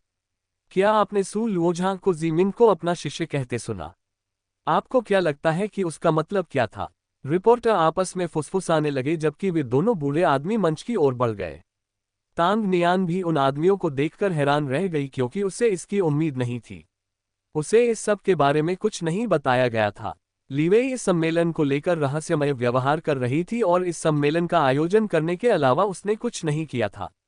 हालांकि जब उसने लीवेई और शीमिंग को अपनी सीटों से उठते देखा, तो वह और भी चौंक गई, ये देखकर कि वे कुर्सियां इन दोनों पुरुषों के लिए थीं। जैसे ही वे सोच रहे थे कि अब सम्मेलन फिर से शुरू हो सकता है, तभी एक और महिला ने कार्यक्रम स्थल में प्रवेश किया और अपनी सुंदरता से सभी को मंत्रमुग्ध कर दिया। प्रवेश द्वार की ओर देखते हुए जिया मिंग चौंक गई और उसकी लार गले में अटक गई और वह खांसने लगी। ये सब क्या कर रहे हैं? अध्याय 679 प्रेस कॉन्फ्रेंसिव। दोनों बुजुर्ग मंच पर चढ़े और जी मिंग को देखकर मुस्कुराए। जी मिंग अवाक खड़ी हो गई, जबकि लीवेई ने उनका अभिवादन किया और उनके बैठने के लिए कुर्सियां खींची। जिया मिंग, तुम इतने हैरान क्यों हो? क्या तुम्हें लगता है कि मैं अपने प्यारे शिष्य का समर्थन करने नहीं आऊंगा? दादा सू ने कहा, लेकिन जब बूढ़े लू ने उनकी कमर पर चुटकी काटी तो उन्हें दर्द हुआ और धीमी आवाज में कहा, धीमी आवाज में बोलो बूढ़े। माइक का इस्तेमाल किए बिना भी सब तुम्हारी आवाज सुन सकते हैं। तुम मुझे शर्मिंदा कर रहे हो। अरे चुप रहो, आज तो तुम जैसे सुर्खियों में हो वैसे बर्ताव करना बंद करो। तुम यहाँ सिर्फ उसका समर्थन करने आए हो, लोगों को ऑटोग्राफ देने नहीं। तुम बूढ़े हो तो बूढ़े आदमी की तरह बर्ताव करो, मेरी माँ की तरह मुझे परेशान करना बंद करो। जिया मिंग उन दोनों आदमियों को बच्चों की तरह लड़ते देख हंस पड़ी। हालांकि उसे खुशी थी कि वे उसका समर्थन करने आए थे। वह जानती थी कि लीवेई ने ये सब योजना बनाई थी, लेकिन उनके इस व्यवहार से वह भावुक हो गई। जैसे ही वह बैठने वाली थी, उसने भीड़ में फुसफुसाहट सुनी और प्रवेश द्वार की ओर मुड़ी।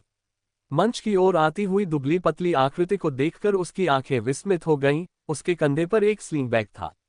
सू जिन ने एक आकर्षक लाल रंग की बॉडी फिट ड्रेस पहनी हुई थी, जिसके साथ उन्होंने मैचिंग हील्स पहनी थीं, और वह मंच की ओर इस तरह चल रही थी मानो वह इस प्रेस कॉन्फ्रेंस के बाद क्लब जा रही हो। इतना ही नहीं, लू फैंग भी उसके पीछे पीछे चल रहा था और उसने सफेद कमीज और काली पतलून पहन रखी थी।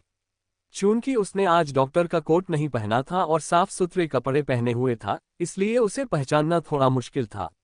उसने लीवेई की ओर मुड़कर धीमी आवाज में पूछा, क्या तुमने भी उन्हें फोन किया था? उसने अपने होंठ सिकोड़े और सिर हिलाते हुए फुसफुसाते हुए कहा, मैंने केवल श्रीलू और श्रीसू को आमंत्रित किया था। मैंने उन्हें आमंत्रित नहीं किया था। मैंने सू जिन को आमंत्रित किया है। जितने ज्यादा लोग होंगे उतना ही मजा आएगा, आप जानते ही हैं। दादा सू ने अपनी प्यारी सी मुस्कान बिखेरते हुए कहा। अंडिस्को। लीवेई और शीमिंग ने अजीब सी मुस्कान दी। ये प्रेस कॉन्फ्रेंस से ज्यादा किसी पार्टी जैसा लग रहा था। कार्यक्रम स्थल में अभी अभी दाखिल हुए उन दो रहस्यमय लोगों को देखकर पत्रकार भी हैरान रह गए। सू जिन और लू फैंग मंच पर पहुंचे और सू जिन ने उत्साहपूर्वक दंपति का अभिवादन किया, जबकि लू फैंग ने अभिवादन किया और उनकी प्रेस कॉन्फ्रेंस में अनाधिकृत रूप से प्रवेश करने के लिए माफी मांगी। अरे, आप क्या कह रहे हैं? अतिक्रमण क्या? जीमिंग, क्या आपको लगता है कि हम आपकी प्रेस कॉन्फ्रेंस में अतिक्रमण कर रहे हैं? जिया मिंग हंस पड़ी और उसने अपना सिर हिलाते हुए कहा, बिल्कुल नहीं। रिपोर्टर उन्हें हैरानी से देख रहे थे, सोच रहे थे कि ये दोनों कौन हैं। उन दो बूढ़े आदमियों के अलावा उन्हें उन दो नौजवानों के बारे में कोई जानकारी नहीं थी जो अभी अभी आए थे और शी मिंग के काफी करीब लग रहे थे। उन्होंने अनुमान लगाया कि वे भी अभिनेता होंगे या शी मिंग की तरह ही उसी इंडस्ट्री से जुड़े होंगे। प्रेस कॉन्फ्रेंस दोबारा शुरू हुई। श्री लू और सू, क्या आप दोनों इस प्रेस कॉन्फ्रेंस के दौरान शी मिंग का समर्थन करने के लिए यहाँ मौजूद हैं? हाँ, हम हैं, बूढ़े लू ने कहा। आप दोनों चिकित्सा जगत में सबसे प्रतिष्ठित हस्तियों के रूप में जाने जाते हैं। तो फिर आप शी मिंग के खतरनाक और लापरवाह कृत्यों का समर्थन क्यों कर रहे हैं? उनकी लापरवाही से किसी की जान जा सकती थी। रिपोर्टर ने यह बात स्पष्ट रूप से कही। बूढ़े लू ने दादासू की ओर देखा, जिन्होंने उसे इस प्रश्न का उत्तर देने का इशारा किया। बूढ़े लू ने सिर हिलाया और अपनी सीट से उठकर पोडियम की ओर चल दिए। दादाजी सू ने भौहें चढ़ाकर मेज पर रखे माइक की ओर देखा। उसे वहां जाकर जवाब देने की जरूरत नहीं है। अपने कृत्यों की शर्मनाकता को देखकर उसने अपना सिर हिलाया। ये बूढ़ा आदमी सिर्फ दिखावा करना जानता है, लेकिन असल में वह बहुत पुराने ख्यालों का है। ओल्ड लू ने पत्रकारों की ओर देखा और बोलने से पहले अपना माइक ठीक किया। आप लोग जरूर उलझन में होंगे कि लाइफ हॉस्पिटल के डायरेक्टर यहाँ उस अभिनेत्री का समर्थन करने क्यों आए हैं जो अपनी लापरवाह हरकतों से लोगों की जान खतरे में डालती है ना? दरअसल मैं यहाँ इसलिए नहीं आया हूँ क्योंकि मैं उसे जानता हूँ, बल्कि इसलिए आया हूँ क्योंकि इस मामले में मेरी भी राय मायने रखती है। क्योंकि जिस महिला का जीमिंग ने एक्यूपंक्चर किया था जब उसका एक्सीडेंट हुआ था, वह मेरी बहू यांगमी थी। ये सुनकर पत्रकारों की आंखें हैरानी से चौड़ी हो गईं। दुर्घटना में घायल महिला का नाम सुनकर उनकी जिज्ञासा और बढ़ गई। लगभग सभी पत्रकार यांग परिवार और लू परिवार के बीच संबंधों से परिचित हैं। चूंकि यांग परिवार मनोरंजन जगत में काफी प्रसिद्ध है, इसलिए उन्होंने यांगमी को तुरंत पहचान लिया। वीडियो में अपलोडर ने महिला का चेहरा धुंधला कर दिया है, जिससे दुर्घटना की शिकार महिला का चेहरा साफ दिखाई नहीं दे रहा था। वीडियो में सिर्फ शी मिंग का चेहरा ही स्पष्ट था। हालांकि बूढ़े लू से सच्चाई सुनकर वे हैरान रह गए। अगर वह महिला उनकी बहू थी तो वह उसकी मदद करने क्यों आए थे? क्या उन्हें उसके इस कृत्य पर गुस्सा नहीं आना चाहिए था? यांगमी गर्भवती थी जब उसका एक दुर्भाग्यपूर्ण सड़क हादसा हुआ। हादसा इतना भयानक और जानलेवा था कि अगर उसके इलाज में 15 मिनट की भी देरी हो जाती तो हम मां और बच्चे दोनों को खो सकते थे। और ये मेरे शब्द नहीं हैं, ये उस डॉक्टर के शब्द हैं जिसने यांगमी को अस्पताल ले जाने के बाद उसकी जांच की। जब ये घटना हुई तब मेरी बहू गर्भावस्था के अंतिम चरण में थी। चूंकि यह गर्भावस्था का अंतिम चरण था, इसलिए यह अन्य मामलों की तुलना में अधिक खतरनाक था।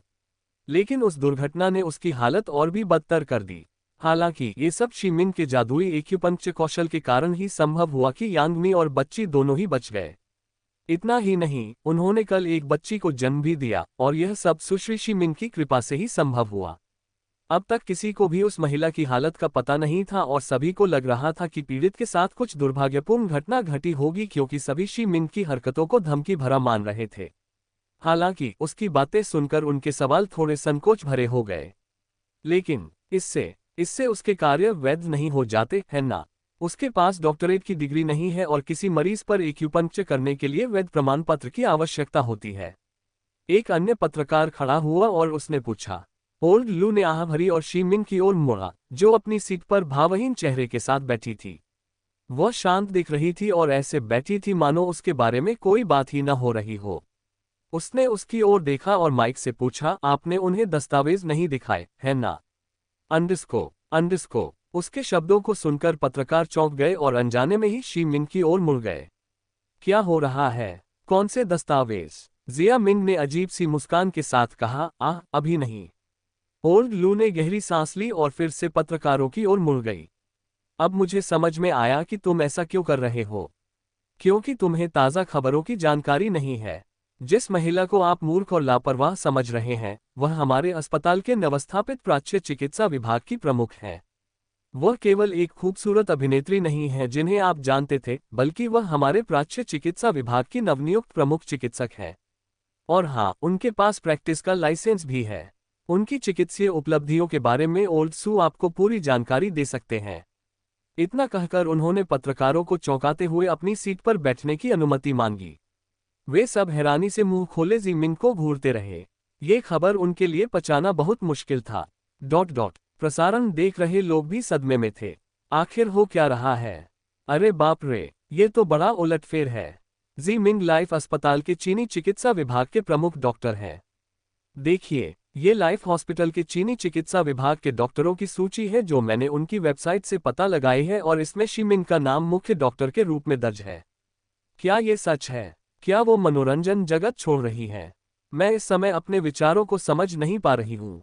क्या हो रहा है? क्या वह सिर्फ एक अभिनेत्री नहीं थी? क्या किसी ने यह नहीं कहा था कि उसने मुख्य विषय के रूप में व्यवसाय की पढ़ाई की थी? वह डॉक्टर कैसे बन गई?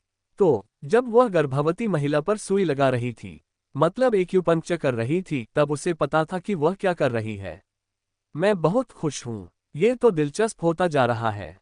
देखते हैं आगे क्या होता है। महान गुरु सू लुओझांग के वचन तो अभी सुनने को ही बाकी है। ये तो फिल्म से भी ज्यादा दिलचस्प है। हाँ, अध्याय 680 प्रेस कॉन्फ्रेंस हुई। जब बूढ़ा लू तलवार सौंपकर अपनी सीट पर वापस आया तो दादा सू ने आह भरी। उन्होंने बूढ़े लू की ओर एक नजर डाली और मेज पर रखा माइक उठा लिया। बूढ़े लू के विपरीत वह पोडियम पर नहीं गए और बोलने से पहले बस आगे की ओर झुक गए। आप लोग मेरे बारे में जानते ही होंगे, क्योंकि जब हम यहाँ पहुंचे थे तो आप लोग बहुत फुसफुसा रहे थे। खैर, अगर आप नहीं जानते हैं तो कृपया इंटरनेट पर खोज लें, क्योंकि मैं अपना परिचय देने में बहुत आलसी हूँ। उसने गंभीर भावों को छिपाते हुए कहा। उसके बगल में बैठी सूजिन हल्की सी हंसी, लेकिन लू फैंग ने उसका हाथ पकड़कर उसे हंसने से रोक दिया। उसने लू फैंग की तरफ देखा और होंठ सिकोड़ लिए। उसने सिर हिलाते हुए सोचा कि सब इतने गंभीर क्यों हैं?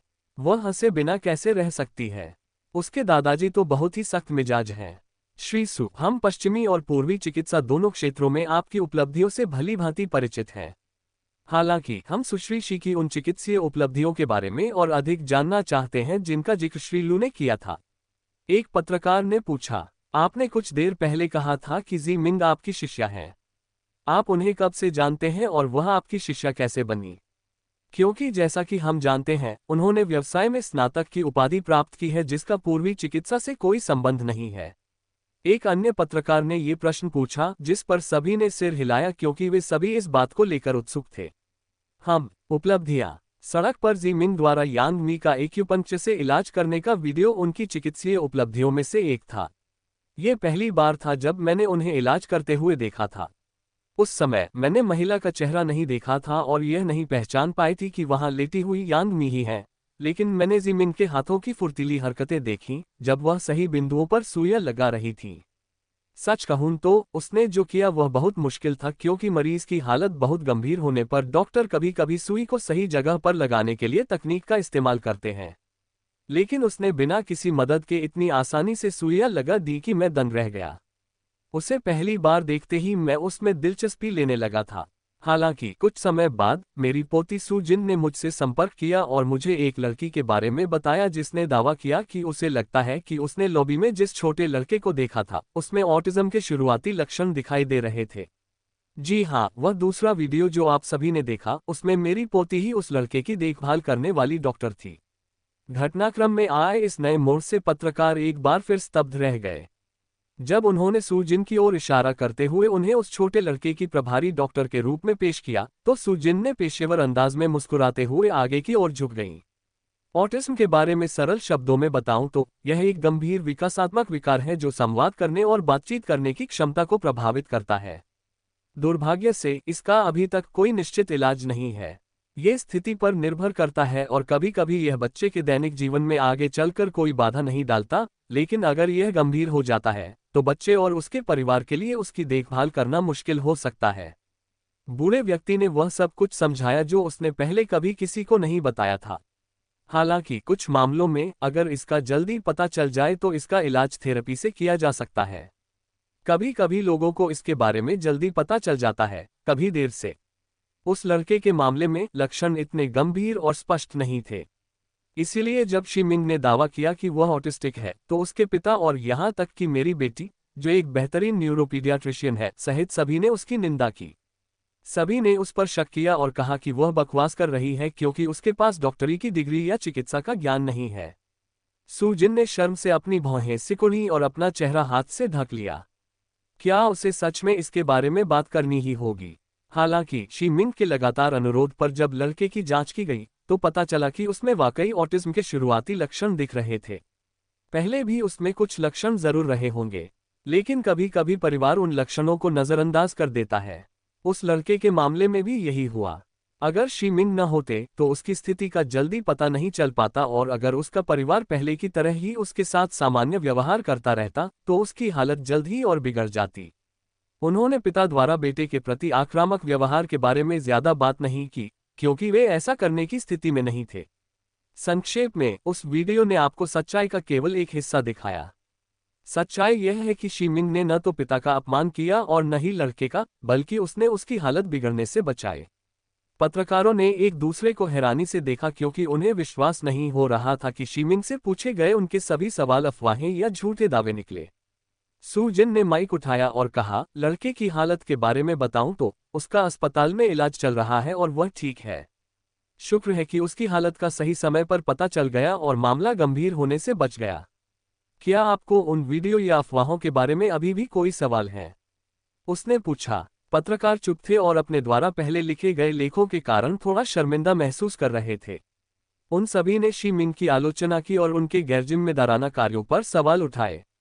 दादा सू ने माइक नीचे रखा और थोड़ा पानी पिया क्योंकि बहुत ज्यादा बोलने के कारण उनका गला सूख गया था। श्री सू, आपने सभी सवालों के जवाब दे दिए, लेकिन शिमिंग को व्यवसाय में स्नातक की उपाधि प्राप्त करने के बावजूद पूर्वी चिकित्सा के बारे में इतनी जानकारी कैसे थी? व्यवसाय और चिकित्सा का संयोजन मेरी समझ से परे है। दादा सू ने शिमिंग की ओर एक नजर डाली। इस सवाल का जवाब देना सबसे कठिन था। इस पर शिमिंग ने माइक लेकर जवाब दिया, मुझे लगता है कि मुझे ही इस सवाल का जवाब देना चाहिए। सभी लोग आशा भरी निगाहों से उसकी ओर देख रहे थे। आप सही कह रहे हैं। चिकित्सा और व्यापार का आपस में कोई संबंध नहीं है। हालांकि आप जानते हैं कि पूर्वी चिकित्सा पश्चिमी चिकित्सा से अलग है। पश्चिमी चिकित्सा में, आप जानते हैं, इतने सारे दुष्प्रभाव और जटिलताएं होती हैं जो पूर्वी चिकित्सा में नहीं होती। शायद यही कारण है कि रोगियों के उपचार में इसकी कुछ सीमाएं हैं क्योंकि हम सभी प्रकार की बीमारियों का इलाज नहीं ढूंढ सकते। जब मैं विदेश गई तो मैं अकेली रहती थी, तभी मुझे पूर्वी चिकित्सा के बारे में पता चला। रुचिवश मैंने अपने खाली समय में इसके बारे में पढ़ना शुरू किया और देखते ही देखते 1 साल में 100 से ज्यादा किताबें पढ़ लीं। इसीलिए विश्वविद्यालय में मेरे औसत अंक कम थे, आप जानते ही हैं। उसने सरासर झूठ बोलते हुए हंसते हुए कहा। सौभाग्य से विदेश में रहते हुए मेरी मुलाकात मेरे गुरु से हुई और मैंने उनसे पूर्वी चिकित्सा, एक्यूपंक्चर की तकनीक और नई औषधियों के बारे में सीखा, जिन्होंने हर कदम पर मेरा मार्गदर्शन किया। उनकी मदद के बिना मैं कुछ भी नहीं कर पाती। उन्हीं की शिक्षाओं के कारण मैं पूर्वी चिकित्सा में पारंगत हुई। हालांकि दुर्भाग्य से मुझे कोई प्रमाण पत्र नहीं मिला क्योंकि उन्होंने मुझे पेशेवर रूप से प्रशिक्षण नहीं दिया, क्योंकि मुझे इसे अपना पेशा बनाने में कोई रुचि नहीं थी। उन्होंने गंभीरता से कहा, जिससे सभी लोग आश्वस्त हो गए। आपके गुरु शी मिंग कौन है? हम जानना चाहते हैं कि आपको ये अद्भुत कौशल किसने सिखाए हैं कि देश के शीर्ष डॉक्टर आपकी इतनी प्रशंसा कर रहे हैं। रिपोर्टर का सवाल सुनकर जी मिंग मुस्कुराया और बोला, उसका नाम झाओ बाई था। हम उन्हें मास्टर झाओ बाई कहकर पुकारते थे। लीवेई ने हैरानी से उसकी ओर देखा और यह जानकर चौंक गया कि उसने उन्हें अपने पिता के बारे में बता दिया था। जब उसने उससे इसके बारे में पूछा था तो उसने उसे यही बात बताई थी। झाओ बाई, मैंने ये नाम पहले सुना है। क्या ये वही व्यक्ति नहीं है जिसने अतीत में प्राच्य चिकित्सा के क्षेत्र में कई तकनीकें और औषधियां बनाई? मुझे इतिहास की थोड़ी बहुत जानकारी है। जिया मिंग ने रिपोर्टर की ओर मुस्कुराते हुए कहा, आप सही कह रहे हैं। हालांकि ये तो बस उसका बनाया हुआ नाम था, जैसे किसी लेखक का छद्म नाम होता है। आप जानते हैं, वो बहुत ही रहस्यमय और शांत स्वभाव का व्यक्ति है। उसकी यह बात सुनकर सभी को आश्चर्य हुआ कि कोई व्यक्ति इतना गुप्त क्यों रहना चाहेगा और अपनी क्षमताओं को क्यों छुपाना चाहेगा। जिया मिंग, वह कहाँ रहता है? क्या वह अब विदेश में रहता है? जिया मिंग ने अपने होंठ सिकोड़ लिए और चुप रही। बोलते बोलते उसे अपने पिता की याद आ गई, लेकिन ये कहना कि उनकी मृत्यु हो चुकी है इतने लंबे समय बाद उसके लिए थोड़ा मुश्किल था। सबको अपनी बात पर यकीन दिलाने के लिए उसने एक कहानी गढ़ ली, लेकिन फिर भी उसे यह कहानी कुछ अटपटी सी लग रही थी। पत्रकारों के जवाब का इंतजार करते समय जी मिंग ने कुछ नहीं कहा। लीवेई ने तांग नियान की ओर देखा और उन्हें प्रेस कॉन्फ्रेंस समाप्त करने का इशारा किया। तांग नियान ने रुकी हुई प्रेस कॉन्फ्रेंस को संभाला और बोलना शुरू किया, अब सवाल का समय आ गया है। चूंकि हमने पहले 2 महत्वपूर्ण मामलों पर चर्चा कर ली है, मैं ग्लोबल वर्ल्ड में शी मिंग की भविष्य की योजनाओं पर सभी के साथ चर्चा करना चाहूंगी। जैसा कि आप सभी ने श्री लू से सुना है कि उन्हें लाइफ अस्पताल में मुख्य चिकित्सक के रूप में नियुक्त किया गया है, इसलिए वे फिल्मों या नाटकों जैसी बड़ी परियोजनाओं में काम नहीं कर पाएंगी क्योंकि उनका काम इसकी अनुमति नहीं देता है। लेकिन विचार विमर्श के बाद हमने निर्णय लिया है कि वे अपना अनुबंध पूरा करेगी। भले ही वे बड़ी परियोजनाओं में काम नहीं करेगी, हमें विश्वास है कि हम उनके शेड्यूल के अनुसार कोई उपयुक्त काम ढूंढ लेंगे। संक्षेप में, वे मनोरंजन उद्योग को नहीं छोड़ रही हैं, कम से कम अभी तो नहीं, बल्कि अब एक डॉक्टर के रूप में देश की सेवा करने के लिए अपनी नई यात्रा शुरू कर रही हैं। कल जी मिंग ने उसे फोन किया और बताया कि वह अनुबंध रद्द नहीं करेगी, बल्कि ऐसे प्रोजेक्ट करेगी जो उसके शेड्यूल के अनुकूल हों। अनुबंध रद्द करने के बाद भी वह कंपनी छोड़ना नहीं चाहती क्योंकि उसे यह उचित नहीं लगता। तांग नियान बेहद खुश हुई और उसने खुशी खुशी यह प्रस्ताव स्वीकार कर लिया। शी मिंग न केवल एक कलाकार हैं, बल्कि एक तरह से उनकी बॉस भी हैं। भला वो उनकी बात कैसे ठुकरा सकती थी? दरअसल शी मिंग इस बात से काफी प्रभावित हुई कि उन्होंने उनसे कहा कि वो इस इंडस्ट्री को छोड़ना नहीं चाहती। हालांकि उस समय उन्होंने उन्हें यह नहीं बताया कि वो लाइफ हॉस्पिटल में हेड डॉक्टर हैं और बस इतना इशारा किया कि वो एक्टिंग के ज्यादा प्रोजेक्ट्स नहीं करेगी। लेकिन अनुबंध रद्द करने के बाद जल्दी चले जाने से तो ये फिर भी बेहतर था। आगे की कहानी सुनाने के लिए VM स्टोरी वर्ल्ड को सब्सक्राइब करो।